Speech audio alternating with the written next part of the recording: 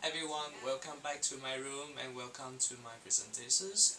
I'm Ling from Class A25 of French University, and today I want to talk about one of the biggest company in the world. As you know, soft drink is something that we use every day. I mentioned about soft drink, we talk about Coca-Cola. So what's Coca-Cola? Of course, it's a carbonated soft drink. So in store, restaurant, and vending machines in over 200 countries in the world. It's produced by the Coca-Cola Company at Atlanta, Georgia, and is often referred to simply as Coke. As you know, to be a huge company as today, it's much through up and downs. Everything got its history, and the histories of Coca-Cola itself is quite interesting. In 1886, Coca-Cola was invented by a pharmacist named John Pemberton. He fought in the Civil War, and at the end of the war he wanted to invent something that would bring him commercial success. Usually everything he made failed in pharmacies. He invented many drugs, but none of them ever made any money. So after a move to Atlanta, Pemberton decided to try his hand in the beverage market. In his time, the soda fountain was rising in popularity as a social gathering spot, so making a soda fountain drink just makes sense. And this was when Coca-Cola was born. However, Pemberton had no idea how to advertise. This is where Frank Robinson came in. He registered Coca-Cola's formula with the patent's office, and he designed the logo. He also wrote the slogan, "The paw that refreshes." Coke did not do so well in its first years, and to make matters worse, Pemberton died in August 1888, meaning he would never seize the commercial success he had been seeking.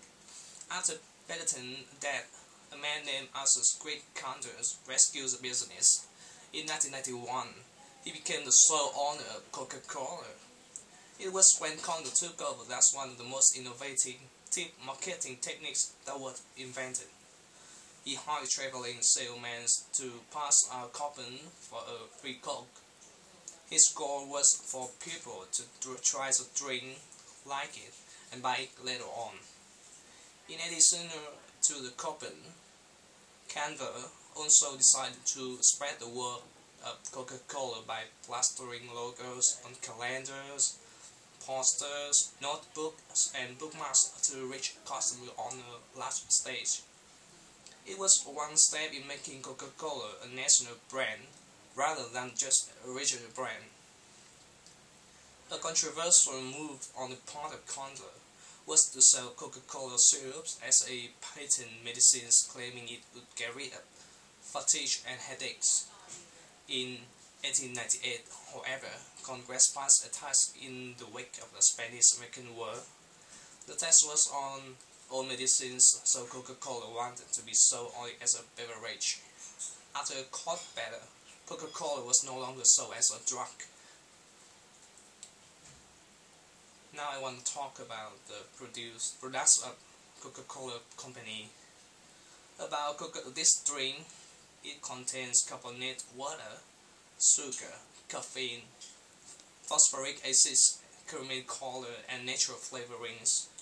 A can of Coke has 38 grams of carbohydrate, on from sugar, approximately 10 teaspoons, 50 milligrams of sodium, non-fat, non-potassium, and 140 calories. Formula of natural flavorings.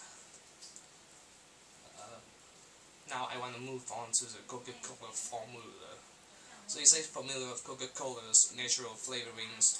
Not its other ingredients, which are listed on the side of the bottle or can, is a trade secret.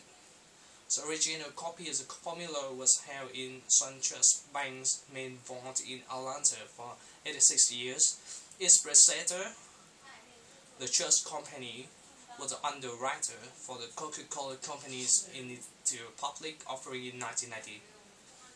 On December 8, 2011, The original secret formula was moved from the Vaughan at Sanchez Banks to new Vaughan, containing the formula which will be on display for visitors to its World of Coca-Cola Museum in downtown Atlanta.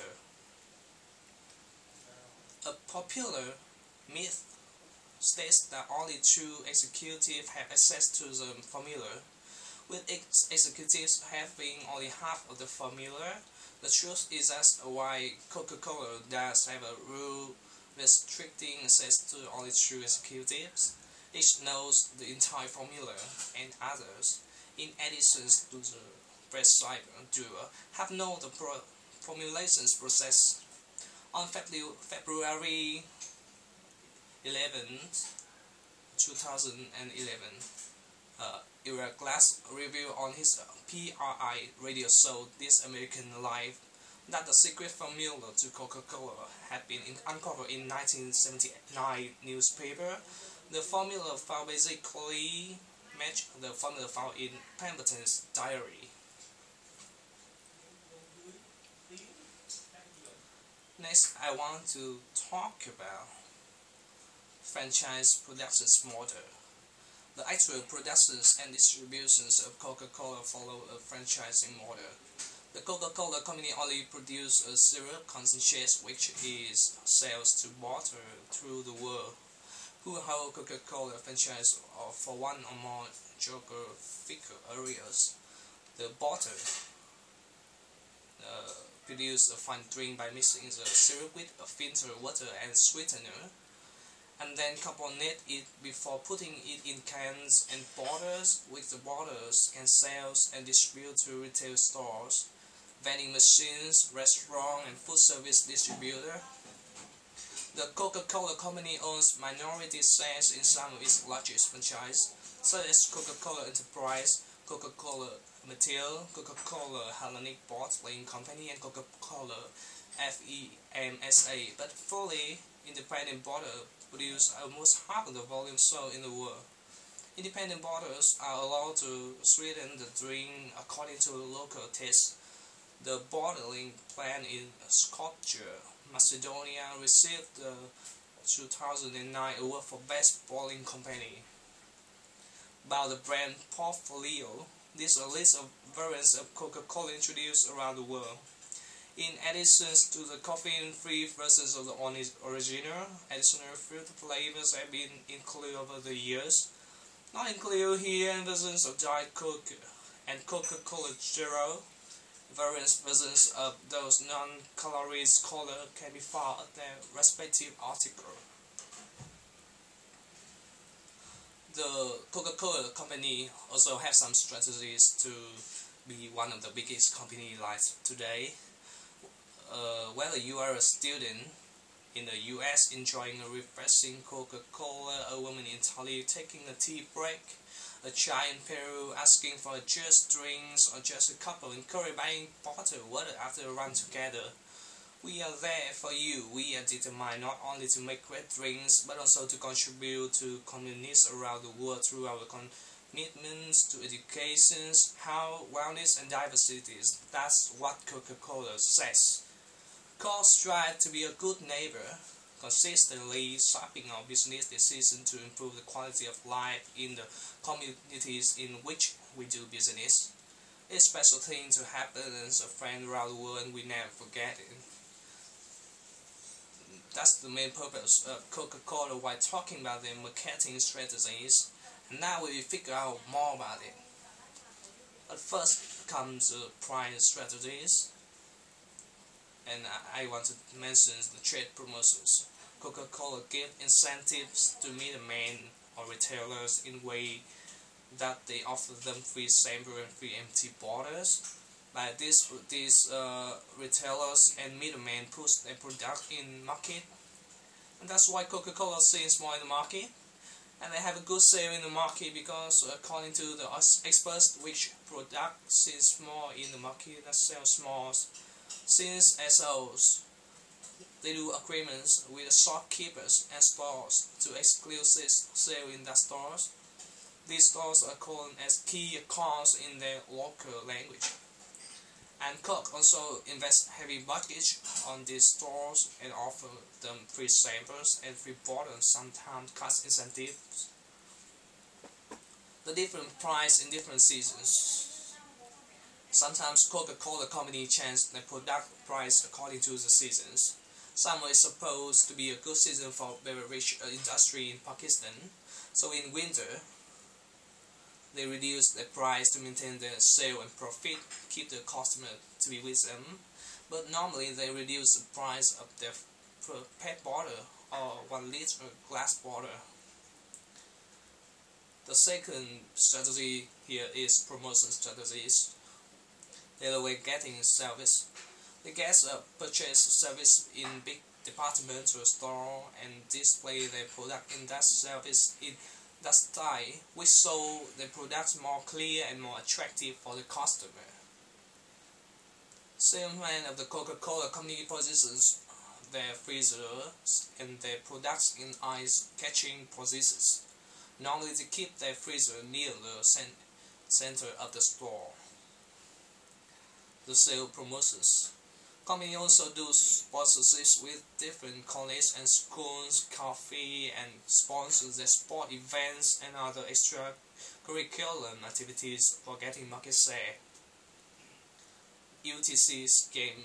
UTCs mean under the crowd scheme. Coca-Cola often do this type of scheme and they offer very handy price in it. Like when they offer bicycles, caps, television sets, cash prize. This scheme is very much popular among children. Finally is the advertisement strategies.